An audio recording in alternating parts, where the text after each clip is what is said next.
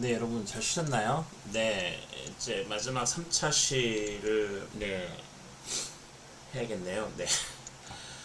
자, 여태까지 우리는 행정의 개념과 행정의 분류에 대해서 배웠고요. 이 행정의 개념과 행정의 분류는 제가 누차 얘기하지만 중요한 이유는 결국엔 국가가 행위하는 모든 행위, 국가가 행하는 모든 행위를 행정의 영역에 포섭을 해서 그 행정을 의회가 견제를 한다. 즉 그래서 행정이 자의적인 행정이 되지 않고 법치주의에 근거한, 즉 실질적 법치주의에 근거한 행정이 되게 해서 국민의 기본권 침해를 하지 못하도록, 그쵸?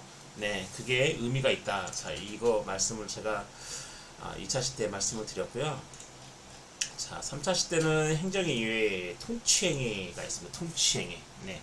자, 이 통치행위는 행정행위의 예외에 속하는 행위입니다. 즉, 통치행위는, 물론 견제를 받죠. 네. 견제를 받긴 하지만 어떤 사법적인 처리가 불가하는 행위를 통치행위라고 보시면 됩니다. 이해하시나요? 행정행위긴 해요. 근데 이거는 통치행위인 거죠. 자, 대통령의 통치행위, 즉 대통령의 고도의 어떤 통치행위는 국가의 어떤 정책적이나 전략적 결단에 의해서 행해지는 행위이기 때문에 이거는 사법심사의 대상이 되지 않는다. 뭐 이런 거죠. 이게 바로 이제 통치행위인데, 이 통치행위는 행정행위이면서 행정의 예외 행위가 되겠습니다, 여러분. 모습은 행정행위인데 행정행위와는 다른 취급을 받는 행위가 바로 뭐냐면 이 통치행위라는 겁니다, 여러분. 자, 이 통치행위 의의를 보시면, 자, 행정은 통상적으로 법 집행행위로서, 그쵸? 행정은 통상적으로 국가가 자신이 가진 권한을 가지고 국민에게 무엇인가 본인이 가진 권한으로 뭔가 행위를 할 때, 즉 법 집행행위로서, 그쵸? 공적 과업의 수행작용인데 반하여, 그렇죠. 공공서비스를 제공하기 위해서, 즉 국가의 공익적인 목적을 달성하기 위해서 국가가 어떤 자신의 권한을 가지고 어떤 행위를 하는데, 즉 그렇죠. 수행인데 반하여 통치행위는 국가 전체, 그렇죠. 국가 전체 정치적 방향을 결정하는 행위로서, 즉 대표적으로 대통령이 되겠죠. 네, 대통령이 하는 행위겠죠. 행위로서 국가 지도적 기능을 수행하는 행위다, 이런 거죠. 모습은 행정과 비슷하죠. 근데 행정은 통상적으로 국가가 공익의 목적을 달성하기 위한 그 목적을 가지고 어떤 법을 집행하는 행위라고 말할 수 있다면, 이 통치행위는 어떤 예를 들어 대통령이 국가 전체의 어떤 정치적 방향, 예를 들어 북한하고 교류를 할 때 북한에게 무엇인가 원조를 해준다, 쌀을 준다, 또는 밀가루를 주고, 또는 또 뭐죠? 인도적 차원에서 그런 결정들 있잖아요. 예, 그런 결정은 행정행위인 거죠. 뭔가 법을 집행하는 행위 같지만 뭐죠? 국가 전체의 어떤 정치적 방향, 네, 그렇죠. 즉 국가 지도적 기능을 수행하는 행위가 바로 이제 통치행위라고 하는 겁니다. 즉 통치행위란 입법, 사회행정 어느 것에도 해당하지 않는 제4의 국가작용이라고 할 수 있고요. 자, 고도의 정치성 때문에, 그렇죠. 어떤 정치적 결단에 의해서 이런 거 많이 되는 거죠. 북한 난민을 받는다, 또는 어디에 원조 돈을 보낸다, 이런 거죠. 자, 이런 고도의 정치성 때문에 어떤 법원의 심판을 받지 않아요. 법원의 재판을 받지 않아요. 그 행위가 잘 됐는지 잘잘못을 따지는 어떤 사법부의 심사, 즉 법원의 재판에서 제외되는 행위입니다. 이게 바로 이제 통치행위고, 자, 이 통치행위는 정치적 성격이 매우 강하기 때문에, 그렇죠. 정치적으로 뭔가 국가 전체가 결단을 해야 될 때가 있겠죠, 여러분. 네, 이런 정치적 성격이 되게 강해가지고 어떤 법에 규율 되거나, 그쵸, 사법심사의 대상이 되는 것이 적당하지 않은 행위이므로, 그쵸, 행정법의 규율 대상이 되는 엄밀한 의미의 행정은 아니다, 이런 거죠, 여러분. 행정법으로, 그쵸, 행정법으로 이 통치행위를 규율을 할 수가 없는 그 고도의 어떤 정치적 성격을 가진 그 행위, 대표적으로 대통령이 행하는 행위인 거죠. 대통령의, 그렇죠. 예전에 여러분 혹시 태어나시지 않은 시절인 거죠. 예전에 김대중 전 대통령이, 자, 북한과의 관계가, 그때 김정일이었죠. 김정일을 만났죠, 평양에서. 그렇죠. 인터넷 찾아보면 나오세요, 여러분. 만날 때 북한에다가 이제 원조를 되게 많이 해줬죠. 자금도 주고 이러면서 나중에 그게 이제 문제가 돼가지고 야 이거 퍼주는 거냐 우리의 국민의 세금이 퍼주는 거냐 막 이렇게 해서 뭔가 따졌을 때 그때 나온 게 이제 바로 이건 고도의 통치행위라서 사법심사의 대상이 되지 않는다. 그때 이제 한번 뉴스나 미디어에서 크게 이제 이 통치행위에 대해서 이제 떠든 적이 있죠. 네. 그 통치행위는 그런 겁니다. 자, 고도의 어떤 정치적 성격 때문에 모습은 행정행위의 모습을 가지고 있으나 입법행정사법 어느 것에도 해당하지 않은 제4의 국가 작용으로서 그쵸 사법심사의 대상이 되지도 않고 엄밀한 의미에서 어떤 행정법의 규율 대상도 되지 않는다. 그게 바로 이제 통치행위다라고 할 수 있습니다. 자, 이 통치행위는 행정에 뭐가 된다고요? 예외 행위가 된다라고 볼 수가 있습니다. 자, 통치행위에 관한 학설 한번 읽어보시면 될 것 같습니다. 긍정설에는 사법자제설, 사법자제설은 뭐죠? 사법심사를 자제해야 된다 이런 거죠. 이게 법원의 재판을 자제해야 된다. 그렇죠? 예. 그다음에 재량행위설, 야 그거는 행정기관이 재량으로 하는 행위이기 때문에 이 통치행위를 긍정해야 된다. 통치행위는 반드시 긍정해야 된다, 있어야 된다 이런 거죠. 네. 그다음에 내재적 한계설, 자, 이 대립을 하고 있습니다. 이 세 가지가 긍정설에서는 대립을 하고 있고, 자 부정설에서는 뭐냐면 통치행위를 인정하면 안 된다 이런 거죠. 실질적 법치주의 확립, 즉 모든 것들이 다 법률에 근거해서 그쵸 국가기관이 법률에 따라서 뭐죠 행위를 해야 되는데 그건 법치주의에 어긋나지 않느냐, 그렇죠 실질적 법치주의에 어긋나지 않느냐. 그래서 이 법치주의 확립의 차원에서라도 이 통치행위를 하면 안 된다 이런 거죠. 그다음에 국민의 재판권 보장. 국가가 하는 행위 모든 게 국가의 국민의 어떤 재판권을 보장을 해야 되는데 이게 국민의 재판권을 보장하는 예외가 돼서 되겠느냐 이런 거죠, 여러분. 자, 행정소송의 개괄주의에 따를 때 모든 국가 작용은 사법심사의 대상이 돼야 된다. 즉 무슨 말이냐면 통치행위를 뭐죠? 인정하면 안 된다라는 주장의 이면에는 뭐가 있냐면 모든 국가 작용은 법률에 따라서 해야 되고 이 법률에 따라서 하지 않은 국가의 작용은 행정행위로서 법원의 재판, 즉 사법심사의 대상이 돼야 되는데 어떻게 통치행위만 예의를 둘 수가 있느냐, 자 이런 거죠. 하고 싶으면 법률을 제정하든지 그렇게 해라 이런 거죠. 네. 그렇기 때문에 통치행위를 네, 긍정하면 안 된다라고 하는 게 이 부정설입니다.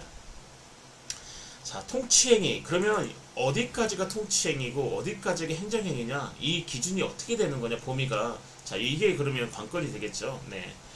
자, 그래서 통치행위 범위에 대해서는 학설에 따라 차이가 존재하긴 하나, 자, 일반적으로, 자, 대통령의 외교에 관한 행위, 그쵸, 헌법 제73조, 군사에 관한 행위, 그 다음에 긴급명령 및 긴급재정경제명령 처분권의 행사, 자, 계엄선포, 사면권의 행사, 그쵸, 영전의 수요, 국무총리, 국무위원회 임면, 그 다음 법률안 거부권, 그 다음 중요정책의 국민투표 부의권, 국회의원 자격심사 및 징계, 국회의 국무총리 또는 자, 국무위원회 해임 건의 등이 바로 어디에 속한다? 네, 통치행위 범위에 속한다. 자, 이런 거죠. 대표적으로는 대통령이 하는 어떤 고도의 정치적 결단인 거죠. 어떤 북한과의 교류, 그다음 국제 어떤 관계 속에서의 어떤 국제 협력과의 어떤 그런 관계 속에서의 어떤 행위. 자, 이런 것들이 다 어디에 속한다? 네, 통치행위에 속한다라고 보시면 됩니다. 이해하시나 여러분? 자, 근데 이 통치행위에도 이제 한계가 있는 거죠. 자, 통치행위를 포함한 모든 국가 작용은 자, 국민의 기본권적 가치를 실현하기 위한 수단이므로 무슨 말이냐면 그래서 한쭉 다시 한번 읽어볼게요. 그래서 국민의 기본권 침해와 직접 관련되는 경우에는 그쵸 통치행위의 한계를 넘어 사법심사의 대상이 된다라고 하는 겁니다. 즉 뭐냐면 통치행위도 뭐죠? 통치행위도 근본을 따지고 보면 이건 행정행위인 거죠. 이해하시나요?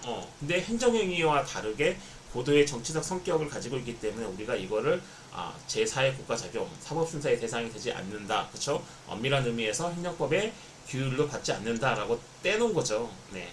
이해하시죠? 네. 떼놓은 건데, 문제는 그 행정행위는, 국가가 행정행위를 할 때는 어떤 게 목적이 있어요? 국가는 행정행위를 하는 목적이 국가의 공익, 공익 목적 달성을 하기 위해서 행정행위를 하는 거고, 이 공익이라는 건 뭐죠? 어떤 국민의 기본권적 가치를 실현하는 거죠. 공동체 내에서의 살고 있는 어떤 국민들의 어떤 기본권적 가치를 실현하기 위한 거죠. 공동체의 전체적인 이 공익을 위한 것이니까. 따라서 통치행위도 행정행위의 예외이긴 하지만 행정행위의 일종이기 때문에 그 통치행위도 목적이 뭐가 돼야 된다? 네, 국민의 기본권적 가치를 실현하는 자 수단이 돼야 된다. 그렇죠. 그거를 그런 목적을 가져야 된다 이런 거죠. 때문에 어떤 국민의 기본권 침해와 직접 관련되는 경우, 이 통치행위가 국민의 기본권과 직접 관련되는 경우에는 자 통치행위의 한계를 넘어 사법심사의 대상이 된다라고 보고 있습니다. 즉 이게 바로 통치행위의 한계가 되겠습니다, 여러분. 이해하시나요, 여러분? 자, 통치행위 한계를 인정한 판례가 있네요. 한번 읽어보세요, 여러분. 자, 핵심은 이거죠. 자, 남북정상회담의 개최는 고도의 정치적 성격을 지니고 있는 행위를 할 것이므로 특별한 사정이 없는 한 그 당부를 심판하는 것은 사법권의 내재적 본질적 한계를 넘어서는 것이 되어 적절하지 못하지만 그렇죠. 남북정상회담의 개최는 고도의 정치적 성격을 가지고 있는 행위, 그 정상회담 개최에 관한 그 거기에 대해서는 그 사법권이 이게 잘됐다 잘못됐다라고 판단하는 것은 적절하지 못하다. 즉 사법심사의 대상이 안 된다라고 하는 거죠. 근데 남북정상회담의 개최 과정에서 위 피고인들, 그쵸, 이 피고인들이 공모하여 재정경제부 장관에게 신고하지 아니하거나 또는 통일부 장관의 협력사업 승인이 얻지 아니한 채, 즉 국가 어떤 행정기관의 어떤 허가나 승인을 얻지 아니한 채 뭐 북한 측의 사업권의 대가 명목으로 4억 5천만 달러를 송금한 행위 그 자체는 헌법상 법치 국가의 원리, 그렇죠, 법 앞에 평등 원칙에 비추어 볼 때 자, 사법심사의 대상이 된다 이런 거죠. 이거 자 위에 읽어보시면 자, 위 피고인들이 대북 송금행위, 그러니까 북한에 뭔가 돈을 줬죠.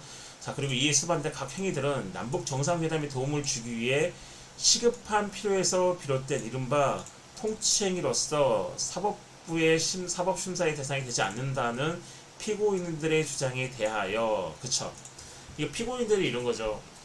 남북 정상회담이 개최됐다. 그 남북 정상회담은 고도의 정치적 행위니까 사법심사의 대상이 되지 않고, 자, 우리가 하는 행위도 이 남북 정상회담이 잘 되기를 바라고 그런 남북 정상회담이 성공적으로 끝나기를 기원하면서 어떤 북한의 어떤 이제 송금 행위를 한 거고, 그다음에 그에 이제 수반된 각 행위들을 한 건데, 결국은 이러한 행위를 하면서 재정경제부 장관에게 신고도 안 하고 통일부 장관에게 어떤 협력사업 승인도 얻지 아니한 채 단독을 한 거죠. 단독으로. 네.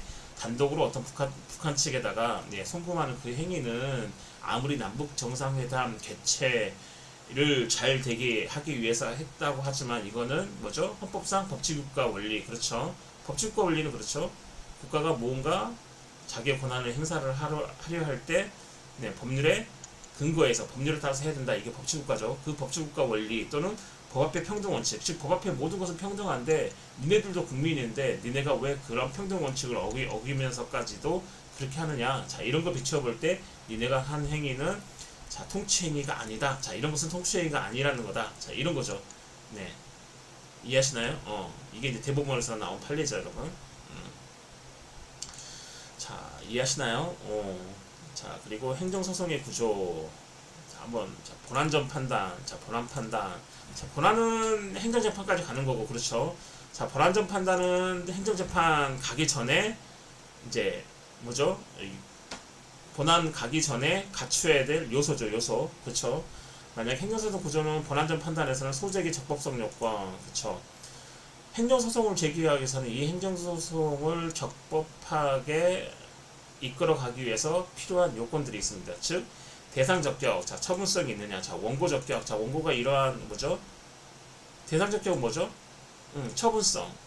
국가가 어떠한 법률의 어떤 집행 행위로서의 어떤 국가 행위냐, 그게 국가의 어떤 행정 행위냐, 처분성이 있느냐, 자, 이런 게 있어야 되는 거죠. 그렇죠? 행정소송을 제기하려면 뭔가 행정기관이 국민의 기본권을 침해해야 되기 때문에. 그리고 원고 적격, 자, 그렇게 침해를 받은 국민은 이러한 소송을 제기할 때 법률상 이익이 있느냐, 그렇죠? 어떤 행정소송을 제기할 때 그런 소의 이익이 있느냐, 자, 이익이 있어야 되는 거죠.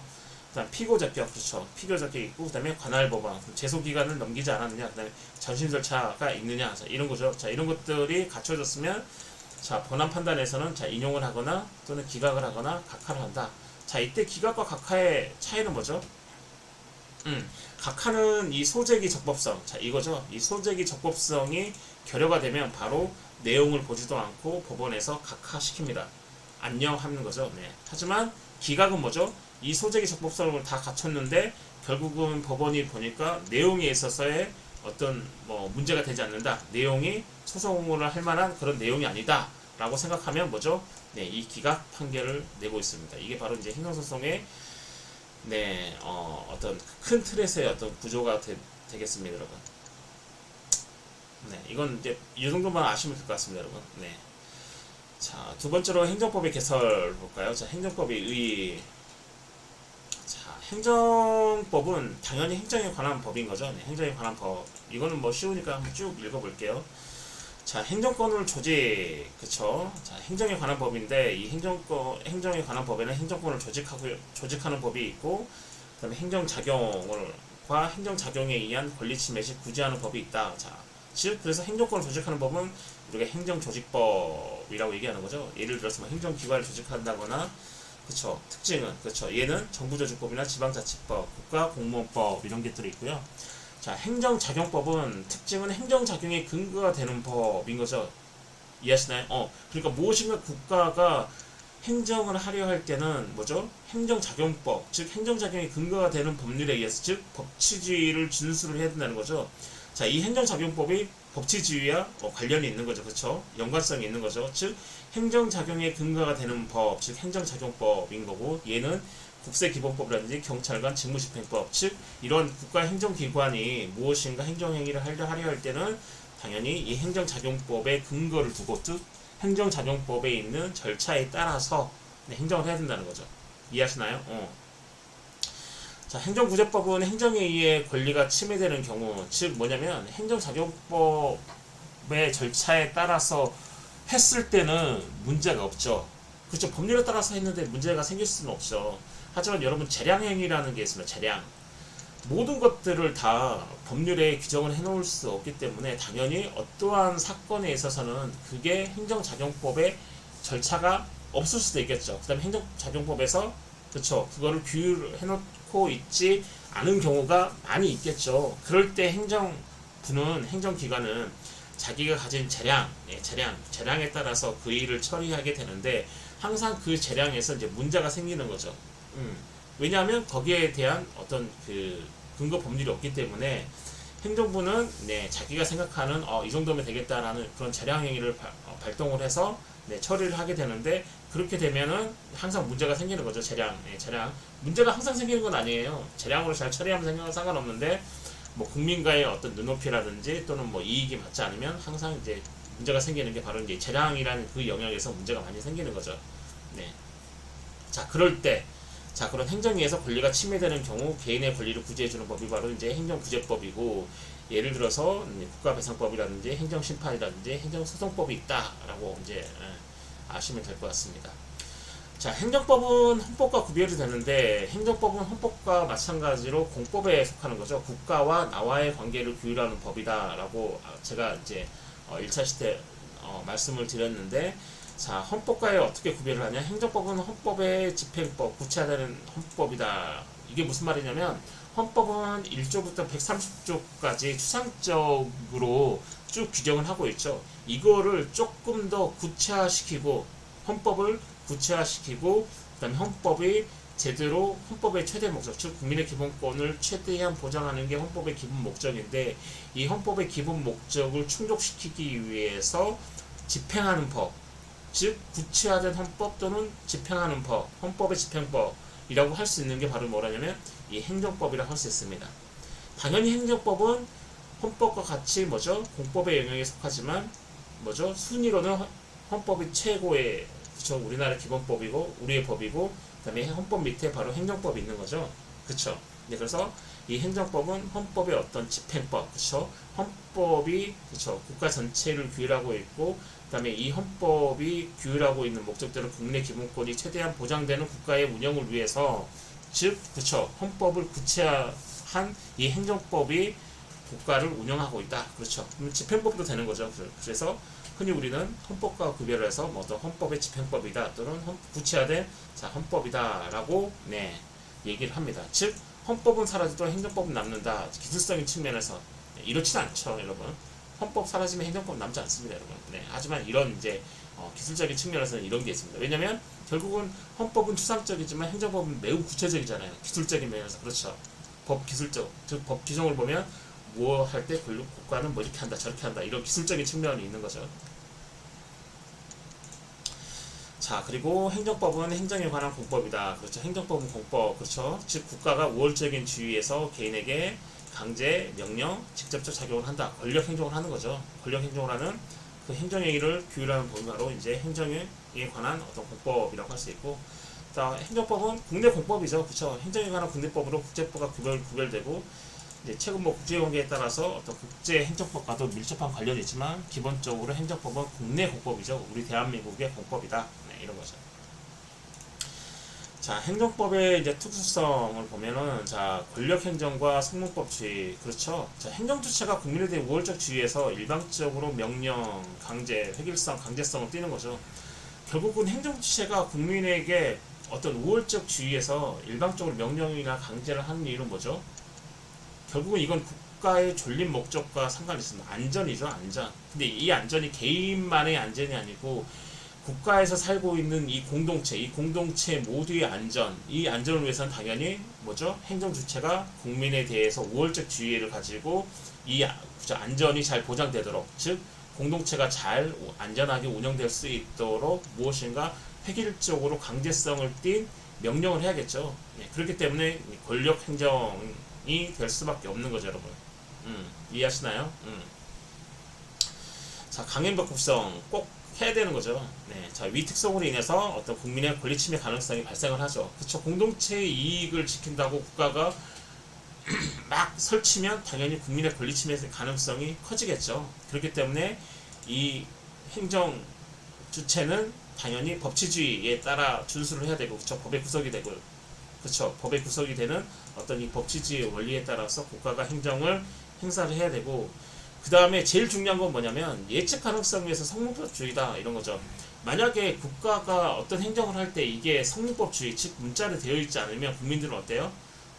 알 수가 없는 거죠. 국가가 이럴 때는 어떻게 하고 저럴 때는 어떻게 하고 이걸 알 수가 없기 때문에, 자, 이 행정법의 특수성 중에 하나가 제일 중요한 게 뭐냐면 이건 행정법은 네, 예측 가능성을 위해서 성문법주의를 채택을 하고 있습니다. 즉 국가가 이럴 때는 저렇게, 저럴 때는 이렇게, 아 국가가 이런 사건에서는 이렇게, 저럴 때는 저렇게, 아 행정에는 자 이러한 행정법에는 자 이렇게 문자로 적혀 있기 때문에, 글로 적혀 있기 때문에 국민이 그걸 보는 거죠. 아 행정법이 이렇게 있기 때문에 우리가 이렇게 하면 안 되고 저렇게 해야 되는구나. 우리 이렇게 하면 국가의 제재를 받을 수 있겠구나. 어느 정도 예측이 가능한 거죠. 하지만 이게 성문으로 되어 있지 않고 불문으로 되어 있다고 보세요. 막 구두로 전파되고 어느 날 갑자기 모르는 게 튀어나오고 그러면 당연히 예측 가능성에 의해서 무너지는 거죠. 그러면 국민의 기본권이 계속해서 침해가 되겠죠. 근데 참다 못 참으면 뭐가 발발해요? 혁명이 발발하겠죠. 네. 자, 그런 것들을 방지하기 위해서 네, 성문법주의를 채택하고 있는 게 바로 행정법의 특수성이라고 할 수 있습니다. 자, 그다음 공익에 따른 특별한 규율. 그렇죠. 공익을 목적으로 하죠. 네, 개인의 어떤 행위는 개인의 사익을 목적으로 하지만 이 행정법의 특수성 중에 하나는 네, 공익을 따른 특별한 규율인 거죠. 결국은 규율은 하긴 하지만 이거는 뭐죠? 공익을 위해서 하는 거다 이런 거죠. 그래서 이 공익에 따른 특별한 규율이 바로 행정법의 두 번째 특성이 되겠습니다. 즉 공익을 목적으로 다수의 국민에게 획일적으로 적용이 되고, 그 다음에 공익에 따른 특별한 규율을 받는 공법이므로 사법과는 별도로 행정절차제도, 어떤 국가배상제도라든지 행정강제제도, 행정소송제도 등이 적용이 되고 있다 이런 거죠. 그 다음에 세 번째로 복잡한 사회 변화에 따른 법원의 다양성입니다. 이 법원이란 게 뭐죠? 법원은 우리가 말하는 그런 법원 아니겠죠. 법의 원천이겠죠. 행정법의 법원 원천이 다양해지고 있는 거죠. 어떤 행정 절차법이라든지 행정심판법이라든지 이런 형식적 의미의 어떤 이 법률뿐만 아니고 이 실질적 아까 실질적 의미의 행정이 있죠. 네, 실질적 의미의 행정으로 행정이 영역이 넓어지는 것처럼 그걸 규율하기 위한 어떤 법원의 다양성, 즉 법의 원천인 거죠. 자, 이 법원의 다양성이 된다는 것은 그만큼 뭘 의미해요? 뭘 의미하죠, 여러분? 국민의 기본권이 보장된다는 걸 의미하죠, 여러분. 어떤 행정법이 어떤 이 조그마한 우물에 하나밖에 없는 법의 원천이 있어요. 그래서 이 우물 안에 것만 지키면 된다고 생각해 보세요. 그러면 당연히 이 밖에 있는 것들은 안 지켜도 되니까 국민의 기본권이 침해가 되겠죠. 하지만 법의 원천, 이 법의 원천이 이게 다양해지는 거죠. 이것도 있고 저것도 있고 그러면 엄청나게 많이 확대가 되겠죠. 그러면 국가가 무엇인가 행정을 할 때는 행정의 법의 원천이 이 많은 이 법의 원천들을 다 지켜야 되기 때문에 그만큼 국민의 기본권이 보장이 되겠죠, 여러분. 즉 행정법의 특수점 중에 세 번째가 이 복잡한 사회 변화에 따른 사회가 계속해서 발전하고 복잡해지고 이상한 게 아니죠. 네, 뭐 드론도 개발되고 또 뭐가 개발되죠? 뭐 가상화폐도 개발되고 자 이렇게 복잡한 어떤 사회 변화에 따라서 어떤 법원의 다양성을 지닐 수 있다. 이게 바로 이제 행정법의 세 번째 자 특수성이 되겠고요. 자 통일적 법전의 부재 네, 뭐 우리나라도 이제 행정 절차 심판 또는 행정소송법 또는 행정기본법 등의 어떤 이 행정기본법 제가 강의 안에서 빼먹었는데 적으시면 될 것 같아요, 여러분. 올해 3월에 됐죠. 네, 이 행정기본법 등의 어떤 영역별 일반법 외에 어떤 개별법인 특별법이 지정되어 있으나 자 어떤 민법 등과 같은 어떤 통일적 단일 법전은 없는 거죠. 네. 법전을 다 모아서 행정에 관한 어떤 법전은 없고 우리나라가 네. 이제 개별적으로 뭐 행정기본법이라든지 행정대집행법이라든지 행정국가배상법이라든지 이런 개별적인 일반법은 있어도 민법처럼 민법 안에는 뭐가 있어요? 뭐 채권법, 그렇죠, 물권법, 친족 상속법 뭐 이런 것도 있죠. 이런 것들을 다 모아서 우리가 민법전 이렇게 얘기하잖아요. 네, 근데 행정법은 행정법전이 이렇게 없고 이런 이제 따로따로 일반 법률들이 있는데 이걸 다 모아놓은 어떤 법전은 우리나라에 아직까지 없다. 네, 이게 바로 이제 어떤 통일적 법전의 부재, 즉 행정법의 특수성의 네 번째는 네, 통일된 법전이 없다라는 게 어떤 특수한 사정이 되겠습니다, 여러분. 자, 그리고 이 행정법의 법원은 네, 이거부터는 여기서부터 제 3강까지는 네, 다음 시간에 여러분에게 말씀을 드리도록 하겠습니다. 여러분 장시간 동안 고생 많으셨고 첫 시간 때부터 제 노트북이 일단 뭐 사망을 했어요. 사망을 해가지고 그 안에 걸 건지지 못했고, 네, 피해가 막 극심합니다, 여러분. 네, 네 그래서, 네, 지금 집에 있는 어떤 이제 데스크탑으로, 네, 뭐 이렇게 찍고 있는데, 네, 여러분 또, 네, 한 주간 잘 지내시고, 또 가을이 돼가지고 바람도 서늘해서 그늘에 있으면 너무 시원하더라고요. 그래서, 어제 같은 경우에는 그늘에 있으니까 잠이 오더라고요. 너무 시원해가지고. 네, 그래서 여러분도 뭐 공부를 하는 것도 좋고 여러분의 어떤 꿈을 위해서 계속해서 달리는 것도 좋지만 가끔씩은 밖에서 나와서 네, 그늘에서 시원한 바람도 쐬면서 머리를 식히고 네, 본인의 어떤 진로나 앞길을 네, 계획해 보는 것도 나쁘지 않을 것 같습니다, 여러분. 네, 하여튼 수고 많으셨고요. 저희는 또 다음 시간에 뵙도록 하겠습니다.